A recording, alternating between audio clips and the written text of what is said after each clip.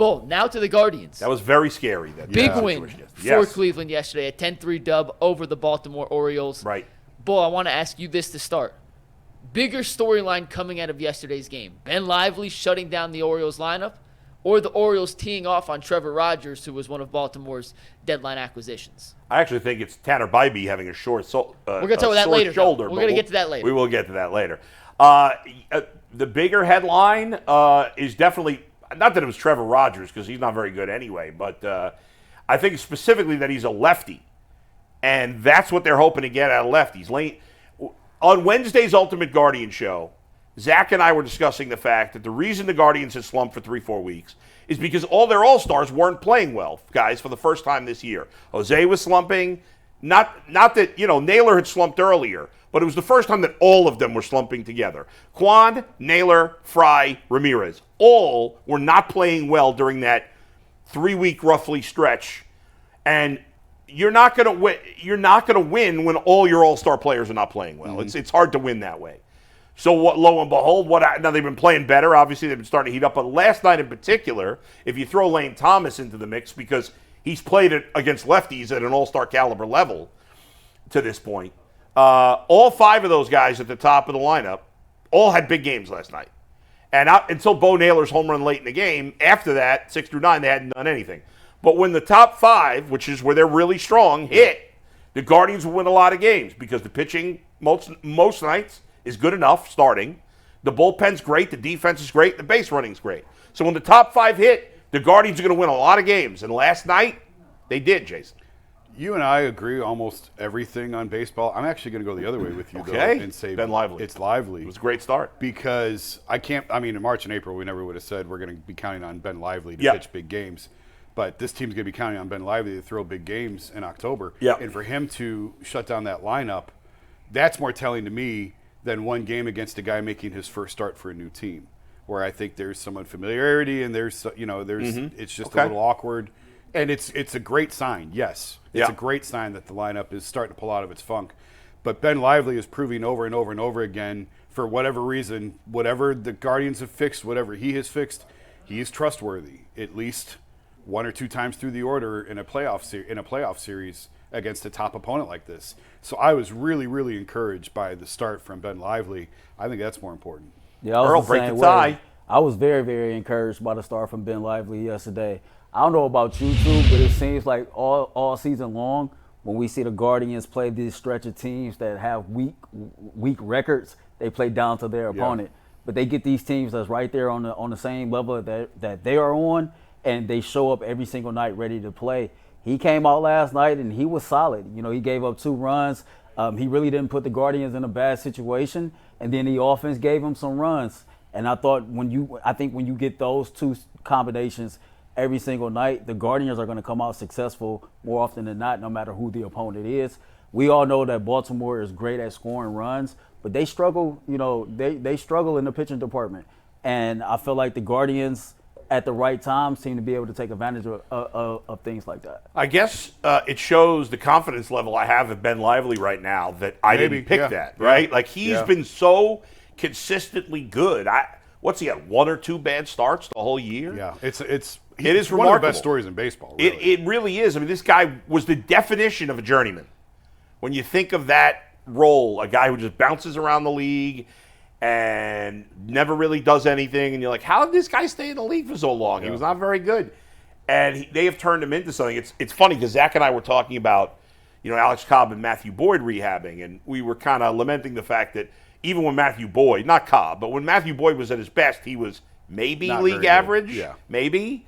But then I said to Zach, I was like, I know he hasn't been here the whole year like Lively, but with what they have with this pitching factory here, and with what they've done with Ben Lively, maybe for the last 6 years they've seen something in Matthew Boyd that they're like, we do this one thing, we could fix this guy. Now he's older than Lively, and he's coming off a serious injury, and he hasn't been here the whole year. But who the hell knows? I mean, the way they seem to find magic when it comes to starting pitching.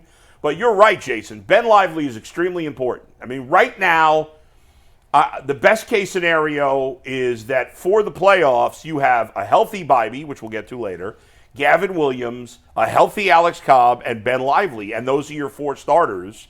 And you're not using Carrasco or Joey Cantillo or Matthew Boyd or McKenzie, who's been terrible and continues to be. He's been awful in the minors. I know. He can't even throw strikes anymore. I know. I told it's Zach, a lost season. I think I'm going to go down to Columbus and talk to him, and I just want to do a follow-up story on him and that'd be good. Where he's at, because it's sad, man. His career is unraveling. It doesn't mean he can't put it back together. No. But this is a lost year for him. Right now, his career's unraveling. Yeah, no doubt. Logan Allen, he's younger, obviously, but McKenzie's still pretty young too. But and that's it. They got to Bibee's got to be healthy. Cobb's got to be healthy. But it's funny, Earl. You say the Orioles pitching is not that good. Now they have Corbin Burns, who's a superstar at the top of their rotation. But I was just talking about this earlier today. For all the consternation we have about their rotation, and the Orioles and the Yankees have more depth of rotation that you trust, at least on some level, than the Guardians do. But if the Guardians can get to the playoffs with Bibee, Williams, Cobb, and Lively healthy, that 1 through 4 potentially is just as good as anybody in the American League, except for Seattle. Seattle's got the best rotation. There's no doubt about that. But, for the Yankees, they have good depth of mediocrity. And they have Garrett Cole on top, but Garrett Cole hasn't been Garrett Cole this year because he's been hurt. He had a start pushed back this week as well. Obviously, Orioles have Burns. They got a really nice number 2, a young pitcher like the Guardians do with Grayson Rodriguez. The rest of their rotation is question marks. Zach Eflin is basically Alex Cobb, but he's been healthy this year. But they're the same kind of level. I'd rather have Cobb. I think I'd rather have If Cobb. he were healthy, yes. I agree with you. I think Cobb is better if he's healthy. So I think pitch rotation-wise, even with, again, they got to be healthy because they don't have any depth. Because the depth's all been terrible this year. Whether it's McKenzie or Allen or Xavier Nady. Curry. Xavier Curry. I don't know where I came up with Nady. There used to be a player named Xavier Nady. I think there was. Outfielder. Yeah, right. Outfielder. I don't know why I called him that. Anyway, but I think the Guardians match up, and yet they have a better bullpen than all those teams. They have better base running than all those teams. They have better defense than all those teams. If you don't think the Guardians can win the World Series, you're out to lunch. Now, it's baseball, so who the hell knows? The Guardians get eliminated in the first round, and then the people that said they couldn't win the World Series, I told you so, I told you so. But they are certainly capable, roster-wise, of winning the World Series. I have no doubts about that. Another point on Ben Lively, I'm very, very confident in him going forward. And it was really, really good to see the Guardians give him some run support. I think in his last 3 starts, the Guardians had scored a total of 4 total runs, right? And I go back to the Tampa Bay game. You make 1 or 2 mistakes, and because your offense couldn't put any runs on the board, it looked like a bad outing. And so if he can continue to just deliver what he's been delivering, and the offense can do, what they've done for the majority of the season, I'm really, really confident in this rotation. Even with a Matthew Boyd, even with a Alex Cobb coming off of injury, I trust this organization with pitching. And I know this year, compared to numerous years past, the pitching hasn't been up to par with what we've used to. But even with the pitching being what it is, if our offense can just give us something, it's still good enough, to your point, to go win a World Series. Yeah, who's the third starter right now on this team? I think it's a debate between Lively and Cobb. Yeah. And that's a good thing. Yeah, sure. A couple weeks ago, we couldn't know if we could name 2 starters that you trusted behind Tanner Bibbee. And now, Gavin's starting to round into form a little bit. We have to see Cobb throw. Obviously, he hasn't thrown at all. Yep. He's pitching Saturday for Columbus. He's a competitor. And when he's good, he's very good. When he's bad, he's really bad. And I guess you could say that about a lot of pitchers.